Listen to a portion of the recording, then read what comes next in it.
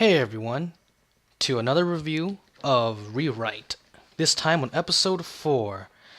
Now I would like to say that this episode built more on top of the supernatural superpowers sort of idea that they've got going on in the show so far, which they, interestingly enough, showcase that Shizuru and explains how the cut on Kotaro's hand magically disappeared, and that she has this power of healing, so to speak.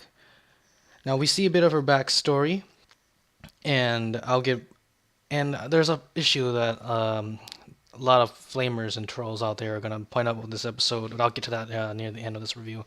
So we get to see the backstory of Shizuru, and that the reason why she's not living with her parents, so she trusts Kotaro enough to show him one of her secrets, I would guess, one of her big secrets, I guess she's keeping from everyone else, and is that apparently her parents have forgotten all about her, in that they have another sibling.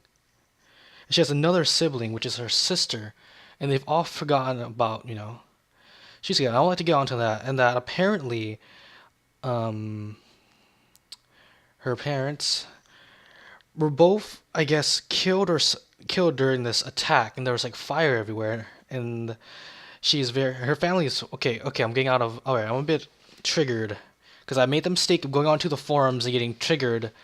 Oh my god, by how they're doing, by how everyone's opinions and how everyone is just not giving this thing a second chance or a worthwhile glance, and why they're formatting the episodes this way. Okay, okay, calm down now. Okay, so basically, what we get to see is that there's this some. Alright, Kotaro.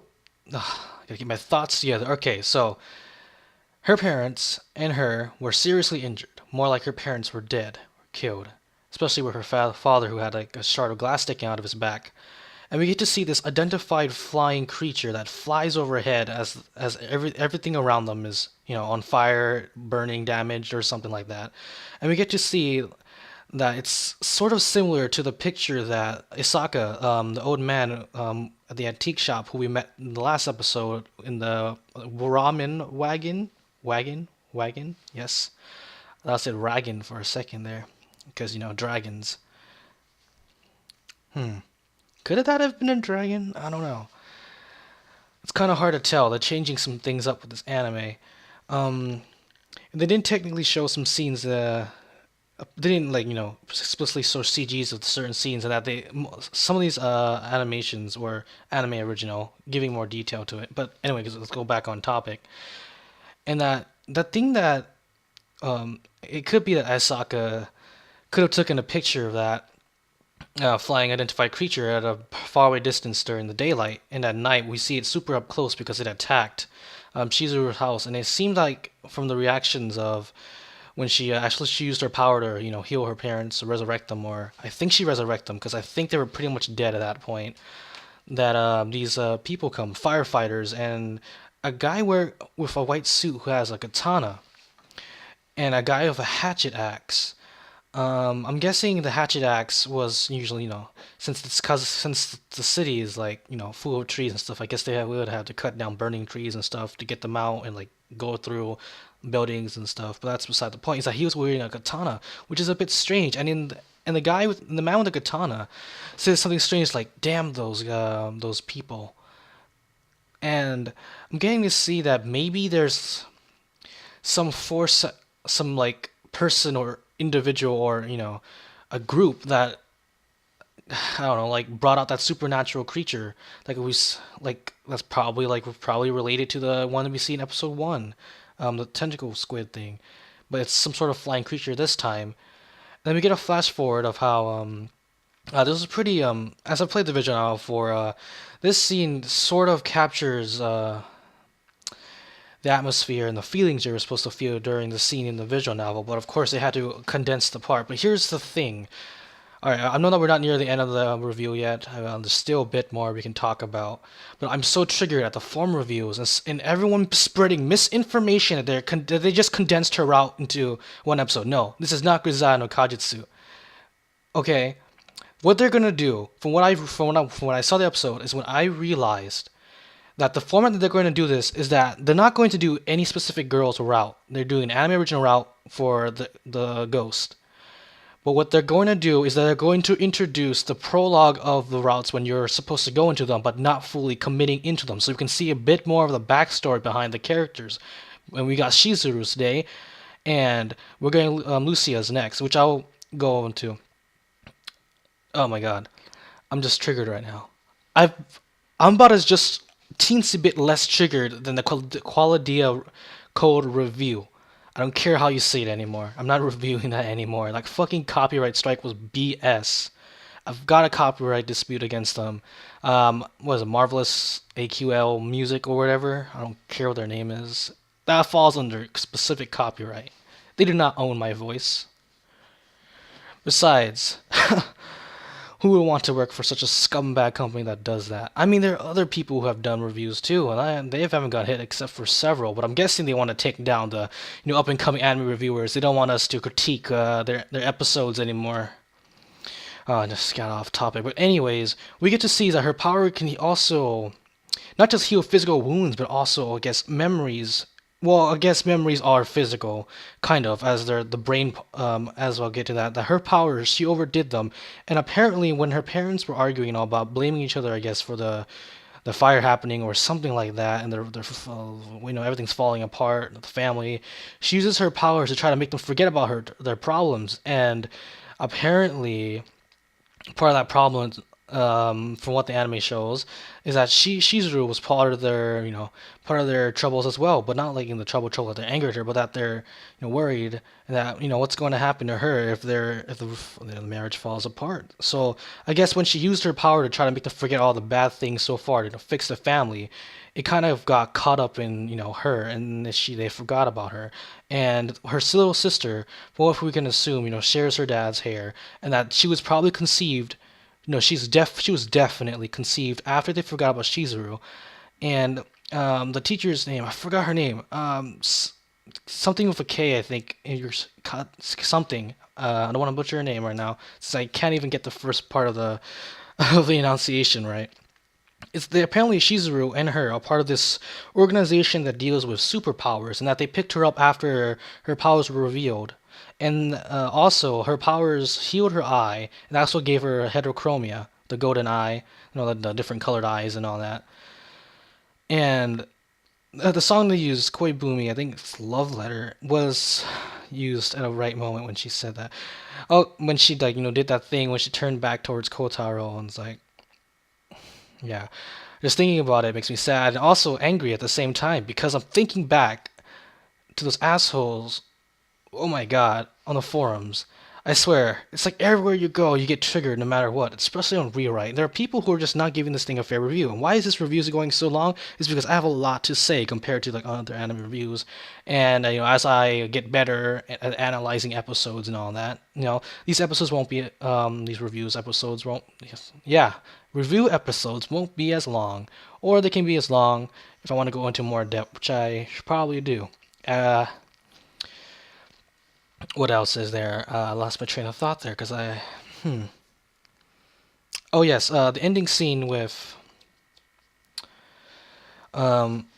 Lucia when she refused to pick up that baseball because it was dirty, and then Chihaya, Kotaro, and Kotaro come up, and Kotaro, being the cool guy he is, tosses that ball back, and then we get to see a bit of heatedness between Chihaya and Lucia. Lucia. I'm pretty sure the proper pronunciation is Lucia. Lucia. We can just also call it. I think you can also say probably Lucia as well. Lucia. Let's just do it how they say it in the anime, because I don't want to. I just stick to something else and something that would not change. And then we get to see that she didn't want to touch the flowers, and Chihaya says, "Because they're filthy. You're calling them filthy as well." And they get into a little shouting match with Lucia. God damn it! I confused myself. Okay, Lucia. Let's call it Lucia now. I don't care. I'm already been triggered, so I can't get my thoughts correctly. So sorry about that. Who knows? Maybe you subscribe to hear me go off topic on these reviews because it's interesting to hear my thoughts on what's going on, in the episode and what other people think of it and how. I don't know. So I might make a separate video talking about that. Okay. Mm. And then she pushes Chihaya, and they're gonna get into a fight, but Kotori goes and steps down, and before they can get into a fight, I would assume like a cat girl fight, a cat fight. God, Lucia runs off, and Kotaro goes after her, and we see Lucia after that. In the scene transition next, that she's at the water bin, probably pouring down water, because her gloves.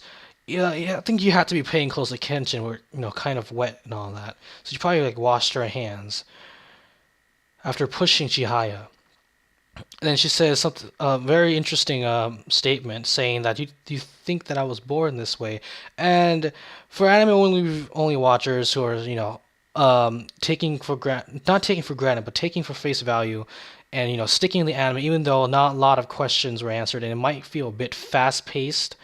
Uh, Thank you for staying with the anime. There are a lot of people out there who are easily swayed by the more troll, more vocal people who bash on the anime, and everyone's like, yeah, man, yeah, I'll take your opinion for it. But you gotta have an open mind and think about it both on both sides.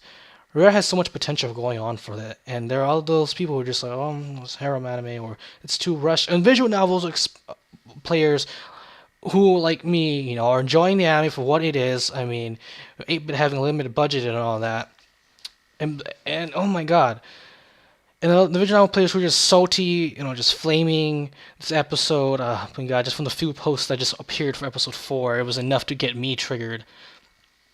Okay, so for anime only watchers, everyone a logical explanation for why she doesn't want to touch people is just because probably has a weak immune system or something like that. And if you guys can come up with a slight theory like that, and you already dropped the anime, I don't even know why you guys. Probably I'm just rambling on to myself, wishing that these people will come to this, watch the video, and comment so we can get into a huge discussion and debate. Because the anime community is all about debating, also talking about episodes, seeing what you like and dislike, and all that. In the scene where Kotaro says, before all of this happens, when he gets dropped off by the teacher, I need to learn her name again, and Shizuru drives off with her, she gets taken home by her. Kotaro says that I guess we can be a superpowered duo, which means that he'll probably be able to confide in Shizuru that he has his own powers, and they might go on and do fun adventures for anime only people. Yeah. Sorry, I'm a bit slightly annoyed and angry at the same time, and I'm kind of being sort of passive aggressive about it. But all in all, just the ending of how they faded out that scene when Lucia runs away again from Kotaro, makes me feel like if they do the Blu-ray release, maybe they'll have an extended version or something like that. But that fade out scene clearly shows that. Okay, you know what? Fade out scene is clearly meant to lead up to another scene afterwards, which they probably cut out or something. And hopefully the Blu-ray has an additional scene, fix things up, make things flow a bit more. But this episode was a joy to watch. I when the episode ended, I was literally just sitting here saying I just can't. As soon as it ended, I was just sitting here on my seat, just saying to myself, I need this. I need the next episode right away. So basically, to reiterate on what they're doing with the female, with the heroine routes, they're doing the initial prologue of it. So they're not going into it. They're doing the prologue before you get into the routes completely.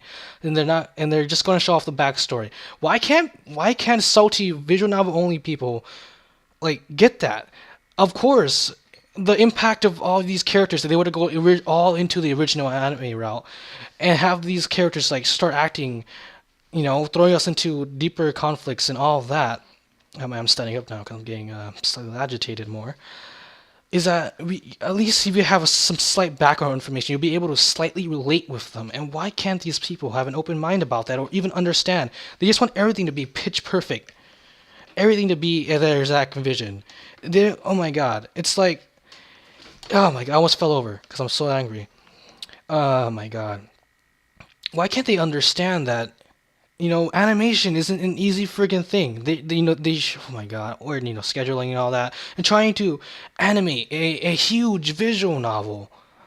Even with Fate Stay Night with Ufotable, they cut out some details and all of that, and I don't know, they made it flow a bit more because that's how different Rewrite is from different visual novels. Because Fate Stay Night, have a route, you go through it, and you didn't really need to do all the routes to get the full story, but you got a full story in a one route, but you don't know like the deeper meaning behind the other routes and what directly connects to the events that are happening in the route. But in Rewrite, you need to know and play through every hero and route to find out to get the full story. And did everything just shut off? Okay.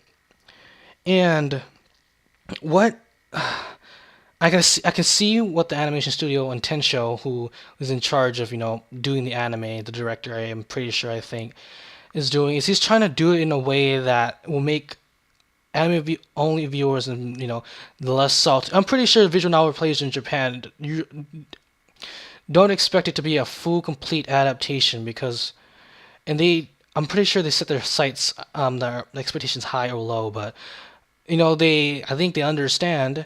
For my limited, I have a friend in Japan over there. PayPal. The little hey, talk to a person somewhere across the world, and that website, the Pen Pal. Yeah, Pen Pal. What PayPal? They're still similar. Okay, that haven't, and I guess they're a bit more open-minded. I guess because and here we have like venting, getting everything out, and being entitled. I guess. Well, that's what all I have to say about this episode, and I'm pretty sure most of this episode, after I concluded my review, was just me mindlessly going on about how they structured it and why people should be a bit more forgiving, even though I know your favorite media or your favorite TV show or book or is getting animated, but even in the Harry Potter books, they left things out, and you don't see people complaining about it like just going full troll mode, unless they're an actual troll. But it's more like entitled people, entitled fanboys, fangirls, I guess, that just expect the impossible. Well, this is the end of my review and rant. Probably include the rant part as my as a warning to those who just want to watch the review. Like, comment, subscribe. It helps. I mean, I'm 11 subscribers now. Now I'm planning something for the 50 sub. I think every 50 sub milestone. I think I'll do a 50 sub milestone. I don't know what I'm gonna do. If you guys want to, help me out with that, I might not even do a 50 sub milestone because I have no idea what to do. So if you guys can, my active subscribers out there who subscribe, just recommend some stuff that's within reason that I could probably do. I know, like a stream for something, like I don't know, like a live reaction stream. I'm not using the camera, of course. I might find a program that replaces my face with something else. But comment, subscribe, everything helps. Especially comment and subscribe, so I can we can build up a good community here. Yeah. So this is my review rant of episode 4 of Rewrite. Expect Shokugeki no Soma to come out later today. I'm pretty tired right now. I've stayed up late doing a bunch of setting up again. Yeah. Well, this is me, Ryama, signing out. See you guys later, and gals later.